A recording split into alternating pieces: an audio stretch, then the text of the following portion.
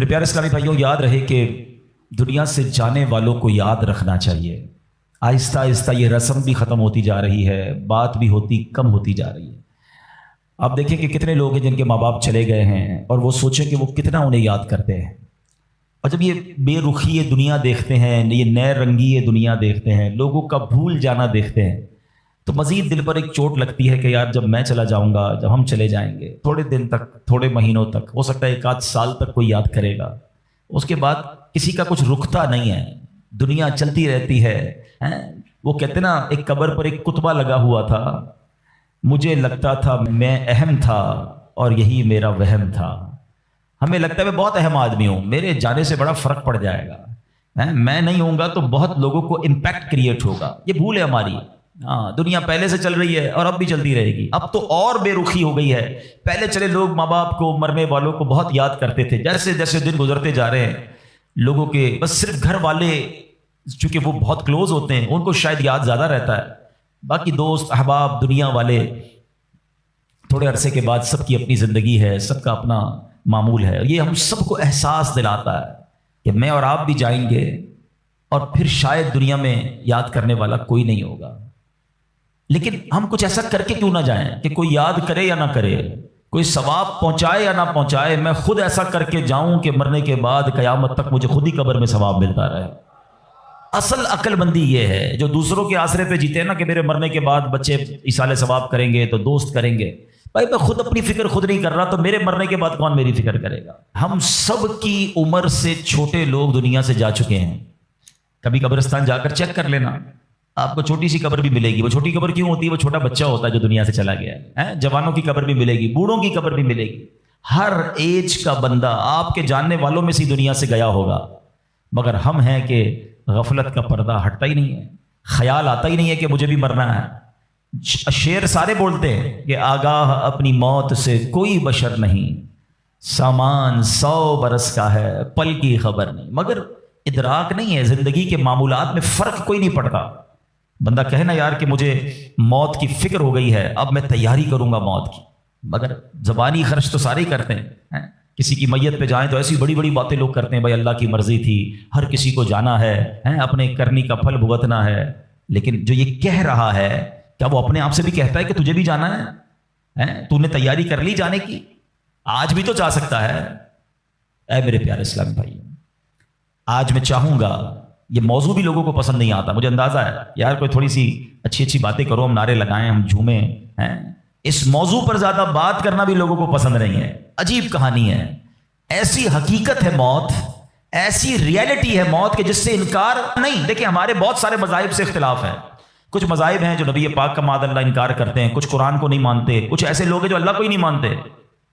کتنے اختلاف ہیں لوگوں میں، دنیا بھر میں الگ الگ قسم کے ریلیجن ہیں، دہریت والے لوگ ہیں، کمیونسٹ لوگ ہیں، عجیب عجیب لوگ ہیں جن کا آپس میں ہمارا بڑا اختلاف ہے۔ معاذ اللہ کچھ لوگ ہمارے نبی کو آخری نبی نہیں مانتے، لیکن ایک حقیقت ایسی ہے جو دنیا کا ہر مذہب مانتا ہے، دنیا کی ہر قوم مانتی ہے، دنیا کا ہر بندہ، عقل مند ہو یا بے وقوف ہو، جناب پڑھا لکھا ہو یا جاہل ہو، مرد ہو یا عورت ہو، پاکستانی ہو یا امریکی ہو، all around the world everybody must acknowledge that۔ وہ کیا ہے؟ وہ سب مانتے ہیں کہ موت آ کر رہے گی، کسی کا اختلاف نہیں ہے۔ کوئی مذہب، کوئی آپ کو دنیا کی قوم ایسی نہیں ملے گی جو کہے نہیں جناب ہمارا ہم نہیں مانتے موت آئے گی۔ ایوریبڈی، ہر بندہ مانتا ہے۔ کتنی کمال کی ریئلٹی ہے۔ اچھا سارے لوگ یہ بھی مانتے ہیں کہ پتہ نہیں کب آئے گی۔ ایک تو ہونا کہ بھائی کچھ لوگ کہتے ہیں ہاں موت آئے گی مگر ہم کو پتہ ہے، nobody knows، کسی کو بھی نہیں پتا کب آئے گی، یہ پتہ آئے گی اور بچ کوئی نہیں سکتا۔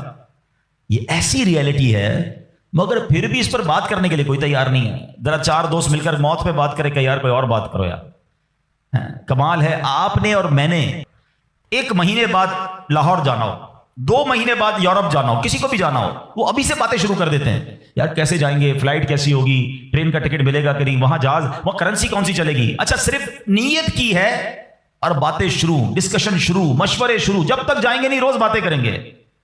ادھر جانا نہیں جانا پتہ نہیں ہے مگر تم روز بات کر رہے ہو، جدھر جانا کنفرم ہے اور کب جانا یہ بھی نہیں پتا، آج بھی جا سکتے ہو، اس کے لیے کوئی بات نہیں کرے گا، اس کے لیے کوئی ڈسکشن نہیں، اس کے لیے کوئی تیاری نہیں، سوچئے. چلے آپ کہتے ہیں یار یہ دعوت اسلامی والے موت پر بہت بات کرتے ہیں, آخرت پر بہت بات کرتے ہیں, بہت ڈراتے ہیں. چلو بھائی ہم اور آپ موت پر بات نہیں کرتے. ہم بات نہیں کریں گے تو کیا مرنے سے بچ جائیں گے؟ ہیں اس حقیقت سے نکل جائیں گے؟ آنکھیں بند کرنے سے مصیبت جاتی نہیں, فیس تو کرنا ہی پڑے گا. تو آج انشاءاللہ مختصر سے وقت میں ہم سب کی زندگی کی سب سے بڑی جو حقیقت ہے نا وہ ہے موت. آج اس پر کچھ بات کرتے ہیں. اللہ کرے کہ آج کا بیان ہم سب کے دلوں سے غفلت کا پردہ ہٹائے اور ہم اپنی موت کی تیاری کرنے کی کوشش میں لگ جائیں. امام محمد غزالی علیہ رحمۃ اللہ الوالی لکھتے ہیں کہ بنی اسرائیل کا ایک بڑا مغرور شخص تھا, بڑا ایروگنٹ تھا, بڑا اس کا کر و فر تھا. ایک بند کمرے میں بیٹھا تھا. اچانک ایک شخص کمرے میں داخل ہوا اور اس مغرور شخص کی طرف لپکا. تو وہ بڑا تکبر والا آدمی تھا, وہ بڑا غصے میں آ گیا اور کہتا کہ تم ہو کون؟ میرے کمرے میں آ کیسے گئے؟ تمہیں آنے کی اجازت کس نے دی؟ تم جانتے نہیں میں کون ہوں؟ تو جو اندر آنے والا شخص تھا وہ کہتا ہے مجھے اس گھر کے مالک نے اجازت دی ہے, اور میں وہ ہوں جسے کوئی دربان روک نہیں سکتا. میں وہ ہوں جس کو کسی سے اجازت لینے کی ضرورت پڑتی نہیں ہے. مجھے کسی کا دبدبا ڈرا نہیں سکتا, نہ ہی مجھ سے کوئی مغرور اور سرکش شخص بچ سکتا. اب جیسے ہی یہ باتیں سنی نا تو مغرور شخص جو تھا وہ ڈرنے لگا, وہ کانپنے لگا, وہ گھبرا گیا. وہ کہتا ہے کہ آپ تو ملک الموت معلوم ہوتے ہیں, کیونکہ جس کو کوئی نہیں روک سکتا, جس کو کسی کی اجازت کی ضرورت نہیں ہے, جس کو کسی کا دبدبا کر رو فر ریزسٹ نہیں کر سکتا, وہ ملک الموت کے سوا تو کوئی نہیں. لگتا ہے آپ ملک الموت ہیں؟ تو فرماتے ہاں میں ملک الموت ہوں. اب وہ شخص تو بڑا گناہگار تھا, وہ رونے لگا, چیخنے لگا کہ حضور تھوڑی سی مہلت دے دیں, کچھ نیکیاں کر لوں, توبہ کر لوں, اللہ کو راضی کر لوں, ابھی میری روح قبض نہ کریں. ہائے ہائے, ملک الموت فرماتے تمہاری سانسیں پوری ہو گئی ہیں, اب تمہیں کوئی ٹائم نہیں ملے گا. اگر تم نے, وہ پوچھتا ہے حضور مجھے کہاں لے جایا جائے گا مرنے کے بعد؟ فرمایا اس مقام پر جہاں تو نے اعمال بھیجے ہیں, اس گھر کی طرف جو تو نے تیار کیا ہے. وہ شخص کہے گا حضور میں نے تو کوئی گھر تیار نہیں کیا, کوئی نیکی آگے نہیں بھیجی. ملک الموت فرماتے ہیں پھر تمہیں بھڑکتی آگ کی طرف لے جایا جائے گا, جہاں تمہارے گوشت پوشت وہ آگ نوچ لے گی. یہ کہہ کر ملک الموت نے اس شخص کی روح کو قبض کیا. اس کے پورے گھر میں کوہرام مچ گیا, گھر والے رونے لگے.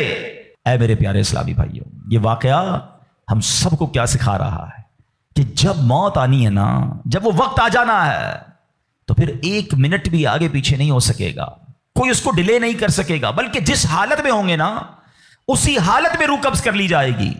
ہماری موت کا وقت لکھا ہے, مقام بھی لکھا ہے, یہ چینج نہیں ہو سکتا. اگر موت سمندر میں لکھی ہے تو $2.5 دے کر بھی بندہ وہاں پہنچتا ہے جہاں موت لکھی ہے. اگر موت کشتی سے ڈوب کر ہونا لکھی ہے تو 22 لاکھ دے کر بھی سینکڑوں لوگ ہمارے وطن سے جاتے ہیں اور ان کی موت یورپ کے سمندر میں جا کر ہو جاتی ہے. اللہ پاک جو بھی ان میں مسلمان ہیں سب کی مغفرت فرما. مگر میں نے اور آپ نے اس سے عبرت کیا لی کہ بندہ وہاں پہنچے گا جہاں اس کی موت لکھی ہوئی ہے. ایک بار حضرت سلیمان علیہ نبینا علیہ الصلوۃ والسلام کی بارگاہ میں ایک شخص بیٹھا تھا. آپ کی بارگاہ میں ملک الموت آئے اور اس شخص کو ذرا گھور کے دیکھنے لگے, واپس چلے گئے. وہ شخص کہتا حضور یہ کون تھے جو آئے تھے اور مجھے گھور کے دیکھ رہے تھے؟ فرمایا یہ ملک الموت تھے. کہتا حضور لگتا ہے میری روح قبض کرنے والے ہیں, آپ مہربانی کریں, آپ کی تو ہوا پر حکومت ہے, آپ ہوا کو حکم دیں کہ ہوا مجھے اڑائے اور مجھے ہندوستان لے جائے. حضرت سلیمان بیت المقدس کے علاقے میں رہتے تھے نا, آپ نے حکم فرمایا, ہوا نے اس بندے کو اٹھایا اور ہندوستان پہنچا دیا. کچھ دنوں کے بعد پھر ملک الموت آیا حضرت سلیمان علیہ السلام کی بارگاہ میں. آپ نے فرمایا تم میرے ساتھی کو کیوں گھور رہے تھے جب آئے تھے؟ تو کہا میں حیران تھا کہ میرے پاس یہ لکھا ہوا تھا اللہ کی طرف سے کہ تھوڑی دیر بعد مجھے اس کی روح ہند میں قبض کرنی ہے, اور وہ آپ کے پاس بیٹھا ہوا تھا. اللہ اکبر. حضرت سلیمان نے کہا میں نے تو حکم دیا اور ہوا نے اسے ہند پہنچایا, اور جب وہ ہند پہنچا تو پرٹیکولر ٹائم پر اسی مقام پر اس کی روح کو قبض کر لیا گیا. ہائے ہائے ہائے, یہ ہے میری اور آپ کی حقیقت. دوڑتے رہتے ہیں, بھاگتے رہتے ہیں, پلاننگ ہے کہ ختم نہیں ہو رہی, فکریں ہیں کہ ختم نہیں ہو رہی, ہر وقت بیٹھے ہیں اگلا پلان کیا ہے, 5 سال کا, 10 سال کا. ایک دکان ہے تو 2 دکانیں, ایک گھر ہے تو 2 گھر, بڑا گھر, ہوادار گھر ہے, نوکری ہے تو کاروبار کرنا ہے, ملک سے باہر جا کر جناب پیسے کمانے, یہی سوچ ہے بس. اس پورے شیڈول میں موت کہاں ہے؟ اس پوری تیاری میں موت کہاں ہے؟ ہیں ایک دن ہوگا کہ اچانک اچک لیے جائیں گے. سیٹھ جی کو فکر تھی ایک ایک کے 10 کیجئے, موت آ پہنچی کہ حضرت جان واپس کیجئے. اور آپ کو پتا ہے جس عالم میں میں اور آپ ہوں گے, بڑی میں اہم بات کرنے جا رہا ہوں. یہ آپ نے دیکھا نا کہ حضرت سلیمان نے حکم فرمایا تو ہند پہنچا, کوئی کشتی میں تھا اس کی موت وہاں تھی, کوئی سمندر پانی کے اندر ہزاروں فیٹ نیچے جانا تو اس کی موت وہاں لکھی تھی. اس کا مطلب تو یہ ہوا کہ میں کہیں بھی کسی بھی مقام پر مر سکتا ہوں, میری موت پتہ نہیں کہاں لکھی ہے. اب ذرا غور کیجئے, ہم سب پتہ ہے کیا چاہتے ہیں کہ موت کے وقت ہم سجدے میں ہوں. چاہتے ہیں نا, اللہ کرے اللہ کے گھر میں موت آئے, کلمہ پاک پڑھتے ہوئے موت آئے, تلاوت قرآن کرتے ہوئے موت آئے, نبی پاک پر درود پڑھتے ہوئے موت آئے, اللہ ایسا کرم کر دے کہ مدینہ منورہ میں موت آئے, گنبد خضرا کے سامنے موت آئے. یہی تصورات ہیں نا, ایک مسلمان چاہتا یہی ہے کہ یار موت آئے تو کسی اچھے عالم میں ہو, کسی بڑی خوبصورت باوضو نیکی کرتے کرتے دنیا سے جاؤں. تمنا تو سب کی یہ ہے. اچھا مجھے ایک بات کا جواب دیں, یہ کیسے ممکن ہے کہ کوئی بندہ صبح سے شام تک نماز نہ پڑھے اور کہے موت سجدے میں آئے, صبح سے شام تک مسجد میں نہ آئے اور تمنا یہ کر رہا ہے کہ مسجد میں موت آئے, باوضو رہتا ہی نہیں ہے تو کیسے امید رکھ رہا ہے کہ باوضو موت آئے, قرآن کھول کر پڑھتا ہی نہیں ہے تو کیسے امید کر رہا ہے کہ تلاوت کرتے کرتے موت آئے. جو صبح و شام گالیاں دیکھتا ہے کیا اس کو ڈر نہیں لگتا کہ گالی دیتے دیتے موت آ سکتی ہے؟ جو شراب پیتا ہے اس کو ڈر نہیں لگتا کہ شراب کے نشے میں موت آ سکتی ہے؟ جو بدکاری کرتا ہے اس کو ڈر نہیں لگتا کہ بے حیائی اور بدکاری کرتے ہوئے موت آ سکتی ہے؟ جو تاش کھیلتا ہے, جوا کھیلتا ہے, اس کو ڈر نہیں لگتا کہ مرتے اسی وقت میں تاش کھیل رہا ہوں اور مجھے موت آ گئی, تو میں نشہ کر رہا ہوں مجھے موت آ گئی, میں بے حیا اور بدکاری کہ بری بری باتیں ٹیلی فون پر ساری ساری رات کر رہا ہوں اس وقت موت آ گئی. ملک الموت کو منع نہیں کر سکو گے کہ میں غلط کام کر رہا ہوں, ٹائم دے میں توبہ کر لوں. نہیں, جو سجدے میں ہوگا وہ سجدے میں اٹھایا جائے گا, جو درود پڑھتے پڑھتے جائے گا وہ درود پڑھتے پڑھتے اٹھایا جائے گا. سوچے وہ جو شراب میں جائے گا, نشے میں جائے گا, ادھر کیسے اٹھایا جائے گا. اب اس کا آسان حل پتہ ہے کیا ہے, کہ بندہ زندگی ایسے گزارے کہ جس حال میں مرنا نہیں چاہتا نا وہ کام چھوڑ دے. عقل مندی یہ ہے کہ اپنے دن کا شیڈیول ایسا بنائے کہ میں وہ کام ہی نہ کروں جس میں مرنا نہیں چاہتا, ورنہ میں روک نہیں سکوں گا موت کو. آپ چاہتے اچھی موت ہو, میں بتاتا ہوں کس کی اچھی موت آ سکتی ہے. جو ماشاءاللہ 5 ٹائم پابندی سے نماز پڑھتا ہے, جو روزانہ تلاوت قرآن کرتا ہے, جو بار بار تسبیح نکال کر تسبیح بھی پڑھتا ہے, درود بھی پڑھتا ہے, جو دکان پر بھی جاتا ہے تو نماز کا ٹائم ہو تو نماز کے لیے کھڑا ہو جاتا ہے, جو حلال روزی کماتا ہے, جو گناہوں سے اپنے آپ کو بچاتا ہے. ارے اس کی تو 24 گھنٹے میں کبھی بھی موت آنی ہے. سبحان اللہ, وہ رات کو سوتا ہے تو باوضو سوتا ہے, اس نیت سے سوتا ہے کہ فجر میں اٹھنا ہے. رات کو بھی جائے گا تو انشاءاللہ شہید کا مرتبہ پائے گا. دن میں کسی وقت موت آئے گی تو کوئی اچھا ہی کام کر رہا ہوگا نا. اب آپ سوچ لیں کس عالم میں مرنا ہے. اچھا ایک اور دل پر چوٹ کرنے والا جملہ سن لو. کون کون چاہتا ہے مرتے وقت زبان پر کلمہ طیبہ جاری ہو؟ ہائے ہائے, فضیلت پتہ ہے کیسی ہے؟ حدیث پاک میں آتا ہے جس کی زبان پر, حدیث کا مضمون ہے, آخری کلمہ لا الہ الا اللہ ہوگا, دخل الجنہ, وہ جنت میں داخل ہو جائے گا. ہم ہر مسلمان چاہتا ہے. ٹھیک ہے, آپ سب نے ہاتھ اٹھایا کہ آپ سب چاہتے ہیں مرتے وقت کلمہ پاک زبان پر ہو. اب ہاتھ نہیں اٹھانا, آپ سے پوچھ رہا ہوں, اپنے آپ سے پوچھ رہا ہوں, آج پورے دن میں کتنی بار کلمہ پڑھا ہے؟ اس پورے ہفتے میں کتنی بار کلمہ پڑھا ہے؟ عجب کہانی ہے ہماری, یقین کریں عجب کہانی ہے. مرتے وقت سب کو کلمہ چاہیے, زندگی میں کلمہ پڑھنے کا ٹائم نہیں ہے. اللہ اکبر. سکرات کو جانتے ہو کیسا ہوگا؟ زبانیں سخت ہو جائیں گی, بندہ اتنی تکلیف میں ہوگا کہ کوئی لفظ ہی نہیں نکلتا منہ سے. ہمارا تو بخار میں لفظ نہیں نکلتا, سکرات کی کیا بات کروں میں. جس وقت زبانیں بھاری ہوں گی کلمہ کیسے ادا ہوگا جب تم نے زبان کو عادی نہیں بنایا. ہاں, ایک بزرگ کا بڑا پیارا کال میں نے سنا تھا, وہ فرماتے ہیں اپنی زبان کو کلمے کا عادی بناؤ, جس وقت سکرات کا عالم ہوگا زبان بھاری ہوگی اس وقت بھی کلمہ جاری ہو جائے گا. مبارک ہونے جو روز کلمہ پاک کم از کم ایک تسبیح تو پڑھ لیا کرے یار. 100 بار کلمہ پڑھنے میں دیری کتنی لگتی ہے. کلمہ پاک اچھا افضل الذکر, حدیث پاک میں کہا گیا سب سے بہترین ذکر جو ہے وہ لا الہ الا اللہ ہے. کتنا کرتے ہیں ہم؟ سوچے نا, ہم اب اپنے آپ کو کتنا دور رکھے ہوئے ہیں اپنی موت کی تیاری سے, اپنی آخرت کی تیاری سے, اپنی قبر کو روشن کرنے کی تیاری سے. نہ کریں میرے پیارے اسلامی بھائیوں ایسا. صرف دنیا نہیں ہے, ہم اس دنیا میں آئے ہیں نا. قرآن کہتا ہے, سورہ ملک پڑھتے رہتے ہو نا, قرآن میں رب کیا فرماتا ہے, الذی خلق الموت والحیات لیبلوکم ایکم احسن عملا. اللہ اکبر. اس میں کیا فرمایا رب نے, جس نے موت اور زندگی پیدا کی کہ تمہاری جانچ ہو کہ تم میں کس کا کام زیادہ اچھا ہے. میں اور آپ جو آئے نا دنیا میں, واٹ از دا ریزن, موت اور زندگی کو پیدا کرنے کا مقصد یہ ہے کہ چیک کیا جائے کون اچھے کام کر کے آتا ہے. یعنی آسان لفظوں میں ہم سب کو امتحان کے لیے بھیجا گیا ہے. ہم اس دنیا میں آئے ہیں, ہمارا ٹیسٹ ہو رہا ہے. آپ کہیں یار اتنا بڑا ٹیسٹ؟ ہاں, یہ 50 60 70 سال کا ٹیسٹ ہے. اور اس کے بعد جو اچھے اعمال لے کر جائے گا, 3-4 گھنٹے کے امتحان کے بعد ایک کلاس آگے بڑھتے ہو نا, ایک آپ کا درجہ آگے بڑھتا ہے. تھوڑا ٹیسٹ بڑا ہے مگر انعام ایسا ہے کہ جنت میں داخل ہو گئے تو پھر کبھی نکالے نہیں جائیں گے.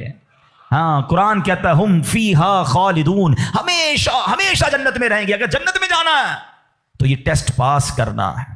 یاد رکھیے, صحابی رسول حضرت طارق محاربی رضی اللہ تعالیٰ فرماتے ہیں, اللہ پاک کے آخری نبی صلی اللہ علیہ وسلم نے مجھے نصیحت کرتے ہوئے فرمایا, یا طارق استعد للموت قبل الموت, اے طارق مرنے سے پہلے موت کی تیاری کر لو.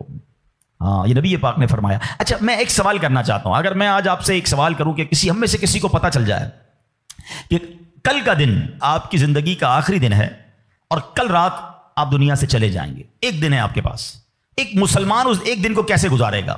سچ بتائیے. کیا وہ کل دکان پہ جا کے کاروبار کرے گا؟ کیا وہ کل جا کے پیسے ڈبل کرنے کی کوشش کرے گا؟ کیا وہ کل جا کے فرنیچر مارکیٹ میں فرنیچر بنوائے گا؟ یا کل جا کے معاذ اللہ دوستوں کے ساتھ فلم دیکھنے گیا چاہے گا چلو یار آخری دن ہے ذرا موج مزے کر لوں؟ یہ کیا کرے گا؟ اگر عقل مند مسلمان ہوا تو ایک دن ہے تو مسجد میں گزارے گا, تلاوت میں گزارے گا, توبہ میں گزارے گا, ذکر و اذکار میں گزارے گا, ہیں اللہ پاک سے معافی میں گزارے گا, کیونکہ آخری دن ہے. یہی کرو گے نا اگر پتہ چل جائے. مجھے بتاؤ کیا ہمیں پتا ہے ہمارا آخری دن ہے کہ نہیں ہے؟ ہمیں تو کل کی بات چھوڑے آج رات کا نہیں پتا ہے, تو پھر کیوں تیاری نہیں کر رہے؟ پتہ چل جائے تو تیاری کریں گے. میں تو پہلے ہی بتا رہا ہوں آپ کو. آپ میں سے کتنے لوگ بیٹھے جن کو پتا ہے کل صبح تک زندہ رہیں گے؟ مجھے بھی نہیں پتا, آپ کو بھی نہیں پتا. جب پتہ ہی نہیں ہے تو پھر کیوں تیاری نہیں کر رہے؟ پھر کیوں توبہ نہیں کر رہے؟ پھر کیوں حرام کی طرف ہم جاتے ہیں؟ خدا را یاد رکھیے میرے پیارے اسلامی بھائیوں, قبر میں جا کر اتنا پچھتاوا ہوگا گناہگار کو. بلکہ روایتوں میں آتا ہے, پیارے آقا علیہ الصلوۃ والسلام نے فرمایا جس کا مضمون ہے مرنے کے بعد نیک بھی پچھتائے گا, گناہگار بھی پچھتائے گا. عرض کی حضور گناہگار پچھتائے گا, یہ تو سمجھ آتا ہے, نیک کیوں پچھتائے گا؟ فرمایا گناہگار تو گناہ کی وجہ سے پچھتائے گا, حدیث کا خلاصہ ہے. فرمایا نیک اس لیے پچھتائے گا جب وہ آخرت میں نیکیوں کا اجر دیکھے گا نا تو وہ کہے گا کاش میں اور نیکیاں کر لیتا. وہ جو فضول ٹائم ضائع کیا تھا اس میں اور اللہ کا ذکر کرتا, اور نوافل پڑھتا, اور عبادت کرتا.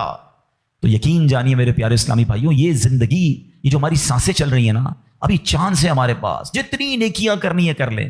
جس دن سانس بند ہوئی نا اس دن عمل نہیں ہوگا, اس دن جزا ملے گی.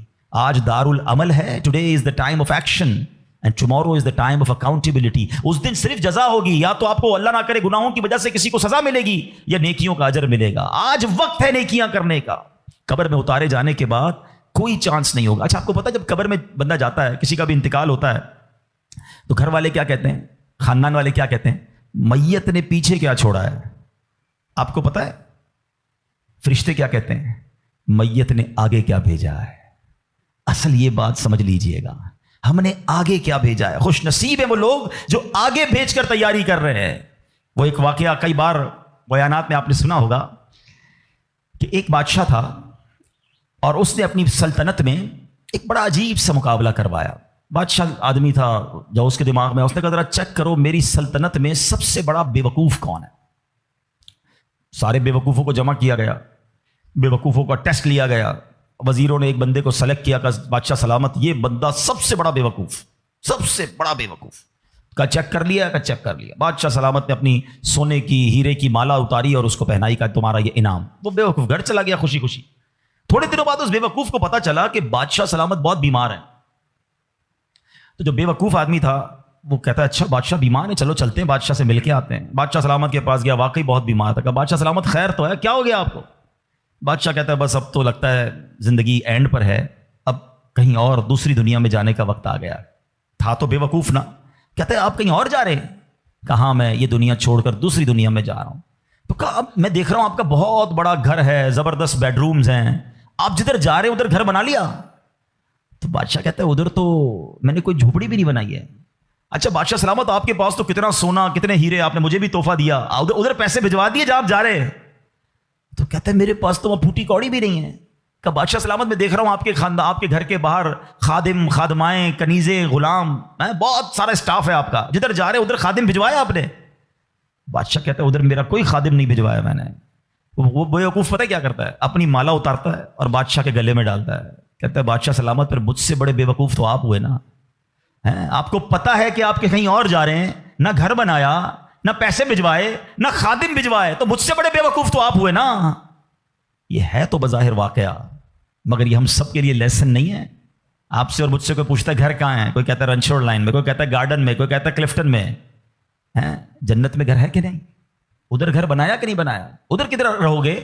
ادھر نرم بستر کے بغیر جس کو نیند نہیں آتی, رات کو پنکھا نہ چلے تو بے چین ہو جائے, UPS لگائے, جنریٹر لگائے, تھوڑے پیسے آئے تو AC لگایا. قبر میں اگر آگ بھڑک رہی ہے تو پھر کیا کیا ہے ہم نے؟ ادھر کتنا سوئیں گے اور ادھر کتنا سونا ہے پتہ ہے آپ کو؟ حضرت آدم علیہ السلام سے لے کر آج تک لوگ قبر میں جا رہے ہیں, ہم قبر میں اتار رہے ہیں لوگوں کو, سب قبر میں ہزاروں سال سے ہیں, پتہ نہیں کتنے 100 کتنے 1000 سال رہنا پڑے گا. مگر قبر روشن ہے کہ نہیں, کوئی ٹینشن نہیں کسی کو. جس کا یہاں نرم بستر ہے نا, جس کو نرم تکیے کے بغیر نیند نہیں آتی, وہ سوچے میں سانپ اور بچھوؤں کے ساتھ کیسے سو گا. قبر نے اگر دبا دیا اور پسلیاں توڑ دی تو میرا بنے گا کیا؟ اگر قبر میں آگ بھڑکا دی گئی تو میں کدھر جاؤں گا, کس کو پکاروں گا؟ واللہ قبر کی تیاری کرنی ہے, خدا کی قسم مارے جائیں گے اگر اللہ ناراض ہوا. فکر کرنی دنیا میں ہے, ایکسٹرا ٹائم نہیں ملے گا. آج کل موبائل کمپنیاں میسج کرتی ہیں جناب آپ کا 70% ڈیٹا یوز ہو گیا ہے, ٹاپ اپ کروا لیں, پیسے ڈلوا لیں, 80% ختم ہو گیا, آج کل آخری دن ہے آپ کے موبائل کے پیکج کا. ہم پیسے پکڑ کے ڈلواتے ہیں, یار موبائل بند ہو جائے گا. لیکن ہماری زندگی کا کوئی میسج نہیں آئے گا کہ ایک دن رہ گیا ہے, 70% گزر گئی, 80 گزر گئی, اب 3 دن رہ گئے, توبہ کر لو. نہیں, پتہ نہیں ہوتا. بندہ صبح گھر سے نکلتا ہے اور شام جنازہ آتا ہے, ایسا نہیں ہوتا.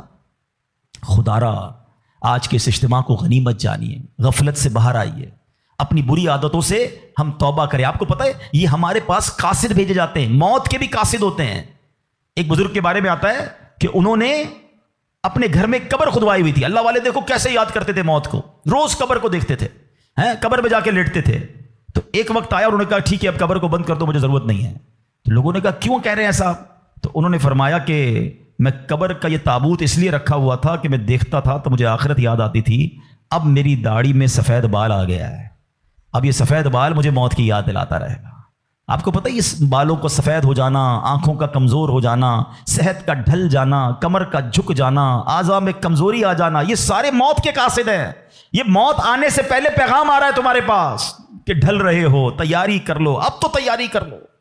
مگر ہم ہیں کہ سمجھنے کے لیے تیاری نہیں. ابھی تو میں بڑا جوان ہوں, میں تو بالکل فٹ ہوں, ابھی تو بڑی لائف پڑی ہے یار, ابھی تو انجوائے کرنا ہے, ابھی تو بنانا ہے, ابھی تو بزنس کھڑا کرنا ہے. میں نہیں, کون کہتا ہے بزنس کھڑا نہ کرو بھائی, مگر اس تمام شیڈول میں موت کو بھی تو لے کر آؤ نا, کہ چلا گیا تو ادھر کیا ہوگا, ادھر میرا کیا بنے گا.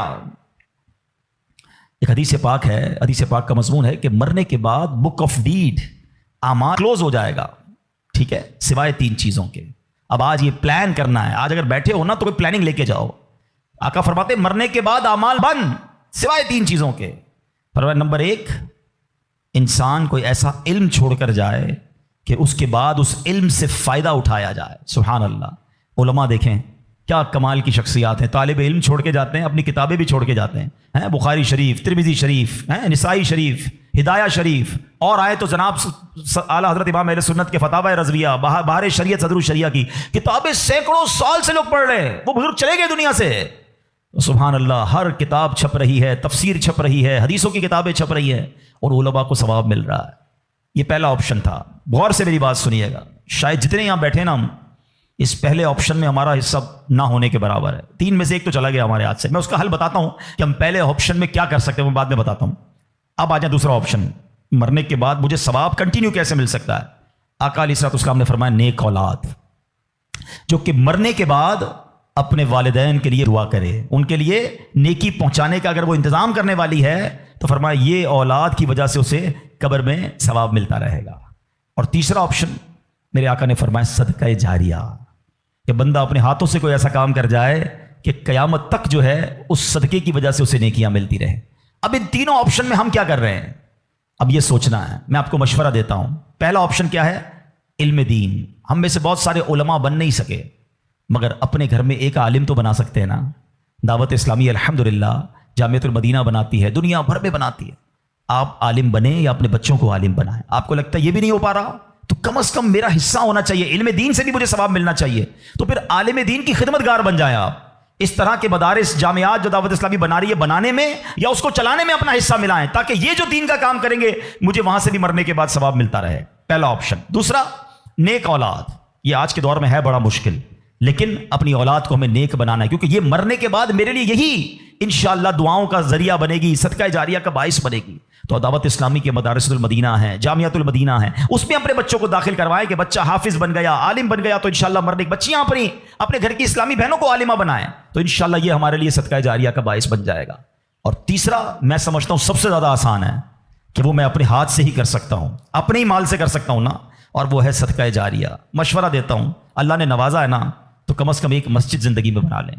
मेरे नबी अलैहिस्सलाम के सच्चे वादे हैं, जो अल्लाह के लिए मस्जिद बनाता है अल्लाह उसके लिए जन्नत में घर बनाता है।